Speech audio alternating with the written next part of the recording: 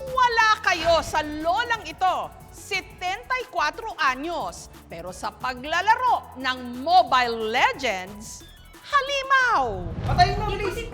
Mga lola, hirap na ba kayong awatin ang inyong mga apo na adik sa paglalaro ng online game na MLBB o Mobile Legends Bang Bang? What if gulatin nyo sila? Okay. Yan po, yan, mag-wait tayo dito, wait. O, di ba? Kahit sa huling sandali, nakapatay. At sabayan nyo silang maglaro, kagaya ng lolang ito. Siyempre, ang lola, kahit matalo, masaya pa rin ako. At ang lola nyo, hindi lang gamer, live streamer na rin. Hello. Luzon, Visayas at Mindanao at sa lahat ng sulok ng mundo. Kaninong lola to? Mga may pasok ha, mag-review kayo, aral-aral na leksyon. Importante yan. Ang highball ng 74 anyos na lola dito sa Barangay Holy Spirit sa Quezon City, siya ang lola of 15 na Gina G o game na game makipagsabayan sa mga mas batang players, si Lola Carmen. Talagang walang bigayan dyan. Sabi nga nila, ano ba, lagi nyo kong kinakatay. Tapos nababasa ko na walang matanda dito. Walang lola-lola. Wala akong binabanatan na po. Sabi, batanda unahin natin. Pero sabi nila, lola, sorry, laro lang to. Okay lang mga apo, sige. Kung gusto nyong katayin ako, katayin nyo ako. Kasi tuwan-tuwa sila pag kinakatay ako eh. Anong rank nyo na? Sabi ko, wag nyo na itanong kasi ang baba. Pero sa totoo lang, GM pa lang ako.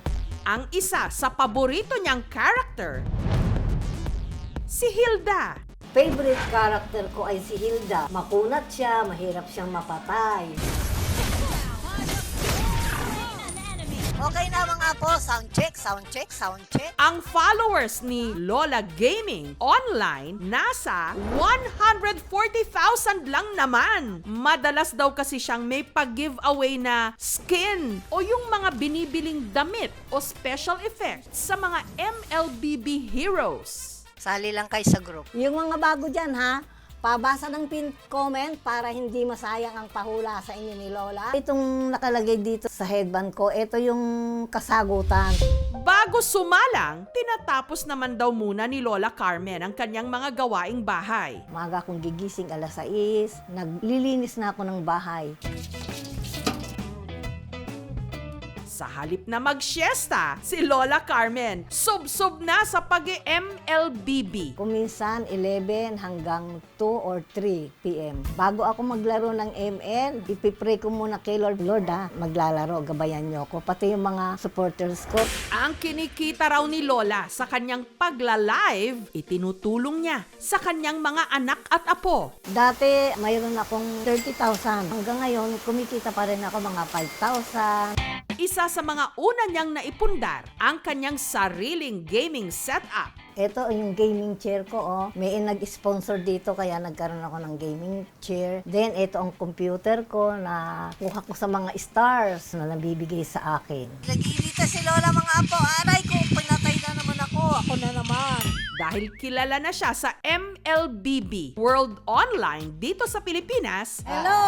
nito lang September 8, naimbitahan siya sa opening ng pinakamalaking Mobile Legends League sa bansa, ang MPL Philippines Season 12, kung saan naka-meet and greet pa niya ang kanyang mga idolo, ang Blacklist International. Nakita ko sila ng personal. Tinititigan ko talaga. Parang bata ako nang napapasigaw din. Nagsimula raw ang lahat nitong kasagsagan ng pandemya, kung kailan panay ang MLBB ng kanyang mga apo. Ano ginagawa nyo dyan? Sabi ko, parang napapansin ko lagi na lang kayo nandyan. Pagka minsan napapasama kasi ako, sabi, Mama, hindi pa kami tapos. Anong tapos yan? Sabi ko, laging ganyan ang ginagawa ninyo. Sinermonan lang po kami kasi paggabi maingay kami. Hanggang ang apo niyang si Jay, pabirong inengganyong mag-MLBB din ang kanyang Lola Carmen. Oh, Ma, ikaw nga maglaro dito. Dahil nalulungkot ako sa bahay, sabi ko, sige, ako pa, hamunin mo. Pinatulan niya po yung biro namin. Dito na nahook sa laro ang lola nyo. Saya pala, pakiramdam ko, parang bata na rin ako eh. Bibigyan ka namin ng pangalan Lola Gaming. Nilive nila ako, pindot ako ng pindot, nagtatawa lang sila. Ngayon, isang apo ko, pag napapatay ako, umiiyak.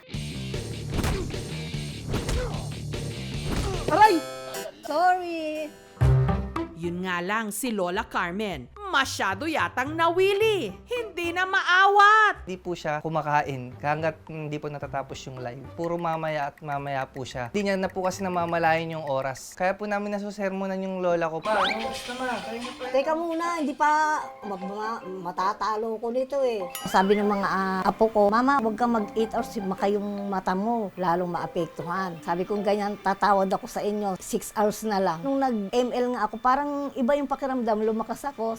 Ang paglalaro ng MLBB, paraan daw ni Lola Carmen para pagbigyan o ika nga ng mga millennial at ng mga Gen Z ngayon, i-heal ang kanyang inner child. Hindi raw kasi niya nagawang i-enjoy ang kanyang kabataan. Maaga kasi silang bumuo ng pamilya ng yumao niyang asawa na si Lolo Lorenzo. Nag-asawa ako noon sa edad na 16 years old. Sa bahay lang ako. Pero ramdam na rin daw ni Lola ang kanyang edad. Pabuhat si Lola. Kung minsan nangangawit ka, hindi mo alam yung balikat namin, yung upo namin, pinapatong ko yung paa ko. Ngayon, 2 hours to 3 hours na lang ako naglalaro. Dito ako sa loob ng bahay. Nag-exercise, nagsasayaw ako mag-isa dito. Sa mga senior citizen, magandang dulot nito sapagkat nai-improve yung kanilang cognitive skills, yung coordination, motor, and visual, pandinig, di ba? Kasi may mga sounds yan. Maganda rin memory exercise. 1 to 2 hours in a day is enough. Hindi naman dito pwedeng wala kang libangan kasi bahagi yun ng iyong quality of life, ika nga. At hindi naman daw puro laro lang siya. Si Lola Carmen, nananatiling aktibong lektor at commentator pa rin sa kanilang simbahan. Para madagdagan yung lakas ko, sabi ko, mag-serve ako kay Lord. Natuwa yung mga ka-church ko na, welcome, Ate Carmen, as Lola Gaming.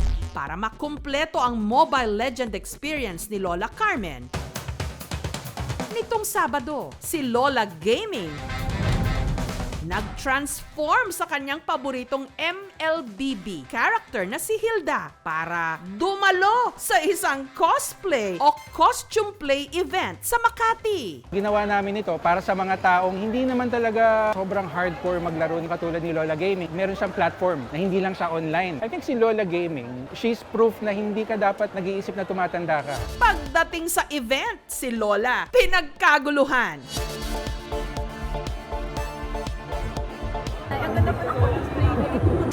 Marami ring nagpa-selfie. Hindi mo usual makakakita ng mga ganitong klaseng cosplayers na ganito yung age, tas nasa convention. Ang taas na confident niya, ganda tingnan ng costume niya.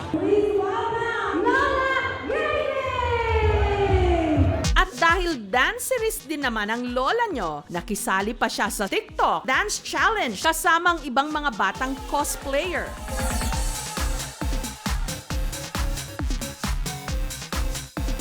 Kahit ako, hindi ko kayang mag-cosplay ng ganun kaganda. Namamang ka. Kahit ano pang edad mo, mag-enjoy ka. Napakasaya. Parang bumalik ako sa pagkabata ko. Sabi ng iba, magmahal ka ng gamer, hindi ng player. O, di ba? Kahit sa huling sandali, nakapatay. Sa sobrang lovable ni Lola Gaming, buong gaming community ngayon nagmamahal sa kanya. God bless us all, mga po. Wala pala sa edad, wala sa kabataan, kundi kung ano'y maramdaman mo na doon ka masaya, gawin mo, di ba? Thank you so much mga kapuso. Kung nagustuhan niyo po ang videong ito, subscribe na sa GMA Public Affairs YouTube channel. Don't forget to hit the bell button for our latest updates.